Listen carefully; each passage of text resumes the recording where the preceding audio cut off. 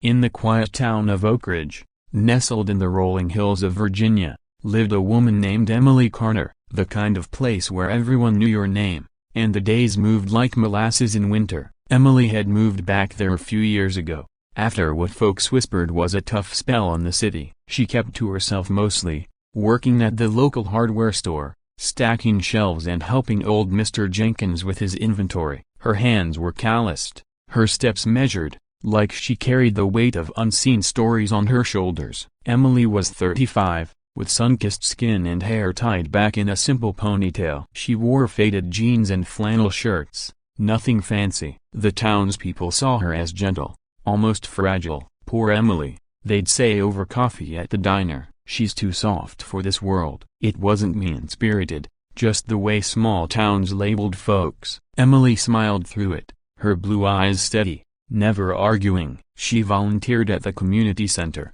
teaching kids basic first aid, or helping with the annual flood preparations along the riverbank. But whenever talk turned to real danger like the wildfires that sometimes crept down from the mountains, people patted her on the back and said, "You stay back, Em, leave the heavy lifting to the boys." One crisp autumn morning, the sky hung low and gray, promising rain. Emily woke early, as she always did, in her small cabin on the edge of town. The air smelled of pine and damp earth. She brewed coffee in her old percolator, the bubbles rising slow and steady, like her thoughts. Sipping it black, she stared out the window at the leaves turning gold and red. It was a day like any other, until the phone rang. It was Sheriff Harlan, his voice gruff but kind. "Emily, we got trouble. That old bridge over Mill Creek collapsed in the night. Folks are stranded on the other side. Families, kids. The river's rising fast. We need all hands." Emily's heart quickened, but her voice stayed calm. "I'm on my way, Sheriff." She grabbed her jacket, a backpack with ropes and tools, and headed out. The drive to the river was short, the road winding through forests where deer sometimes froze in the headlights. By the time she arrived, a crowd had gathered. Men from the fire department, volunteers like Jack Thompson and Mike, really big guys, former high school football stars who were barking orders. They had boats ready, life vests stacked. The river roared below, muddy waters churning over rocks. "Emily, what are you doing here?" Jack asked, his brow furrowed. He was a good man, married with 2 kids, but he had that protective streak. "This ain't no place for you. It's dangerous out there, the current's too strong, you could get hurt." Emily set her backpack down gently. "I want to help, Jack. I've got some experience with this sort of thing." Mike chuckled, not unkindly, but with a shake of his head. "Experience? From stacking nails at the store? Come on, Em, we appreciate it.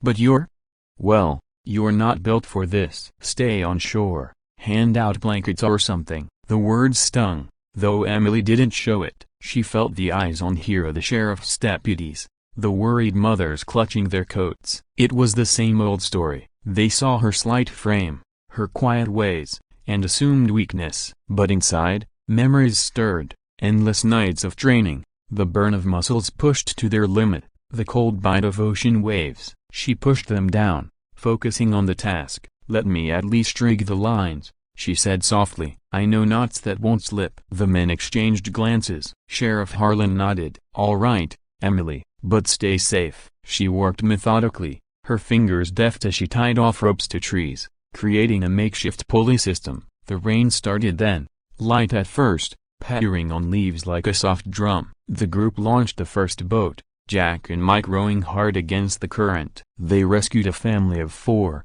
pulling them to safety amid cheers. But as the day wore on, the water rose higher. A second group was spotted, an elderly couple and their dog, clinging to a submerged car roof. "We need someone light to cross first," the sheriff said, scanning the team. "Set up a guideline." "I'll do it," Emily volunteered, her voice even. Jack stepped forward. "No way, Em, you're too weak for that current. It'll sweep you away like a leaf." The words hung in the air, heavy as the rain now falling in sheets. Emily paused, water dripping from her hair. She looked at Jack, then at the group, their faces a mix of concern and doubt. It was relatable, this moment of the way people underestimated you based on what they saw on the surface. Emily had faced it her whole life, in school, where boys teased her for being too girly in jobs, where bosses overlooked her for promotions. But this time, it cut deeper, because lives were at stake. "Jack," she said quietly,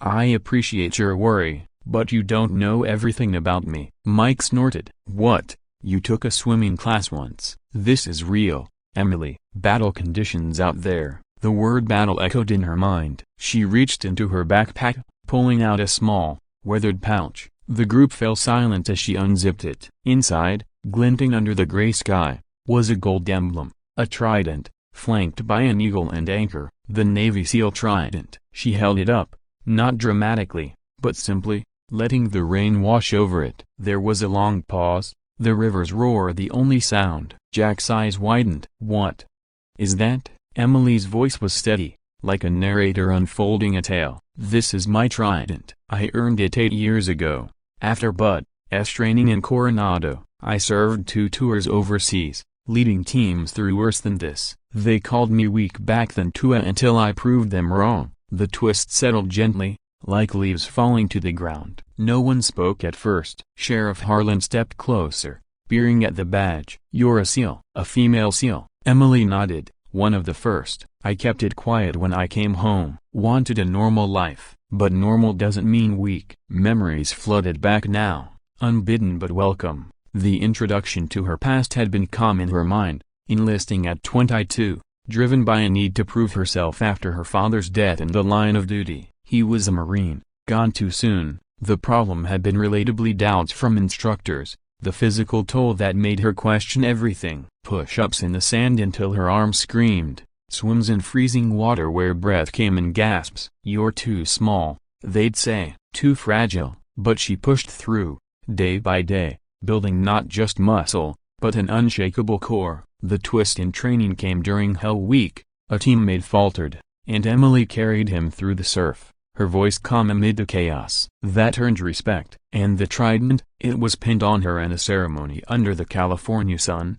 her mother's tears mixing with pride. Back at the river, the group absorbed it slowly. Jack rubbed his neck, sheepish. "Damn, Em, I had no idea." "Why didn't you say something?" Emily shrugged. "Didn't need to." Until now. She pocketed the trident and got to work. With quiet authority, she directed the rescue. "Jack, secure that end." "Mike, get the harness ready. I'll cross first." The atmosphere shifted, tension easing into focus. Rain pelted the water, creating ripples that spread outward. Emily clipped into the line, wading in step by step. The current tugged at her legs, cold and insistent, but she moved with purpose. Leaned forward, plant feet, breathe. On the other side, she helped the couple into life vests, calming the dog with soft words. "Easy now, we've got you." The return trip was smooth, the boat following her guide. Cheers erupted as they reached shore. More rescues followed, Emily at the helm, her commands clear and unhurried. By dusk, everyone was safe, the river still raging but the danger past. As the sun dipped low, painting the sky in soft oranges, the group gathered around a fire at the community center. Blankets draped shoulders, hot cocoa steamed in mugs. Jack approached Emily, his face earnest. "I'm sorry, Em, for underestimating you." She smiled, genuine and warm. "It's okay, Jack. We all have our stories. Mine just has a twist." Mike joined them, clapping her on the back and gently. "You're a hero. Always were, I guess." Emily felt a quiet satisfaction settle in her chest, emotionally grounded like roots in soil. She wasn't seeking glory, just respect, and a place to belong. That night, as she drove home, the stars emerged one by one, twinkling above the hills. In her cabin, she placed the trident back in its pouch, but left it on the mantel, this time visible, a reminder. The town changed after that. Whispers turned to admiration. "Did you hear about Emily?" they'd say. "She's tougher than she looks." And Emily, she continued her quiet life, but with a new ease. No more hiding. The ending was satisfying, not with fanfare, but with simple connections, shared meals, helping hands, the warmth of belonging. In Oak Ridge, strength wasn't just about muscle anymore. It was about heart, resilience, and the stories we carry silently until the moment calls them forth. Emily Carter slept soundly that night, the rain a lullaby against her window, dreaming of waves and triumphs long past.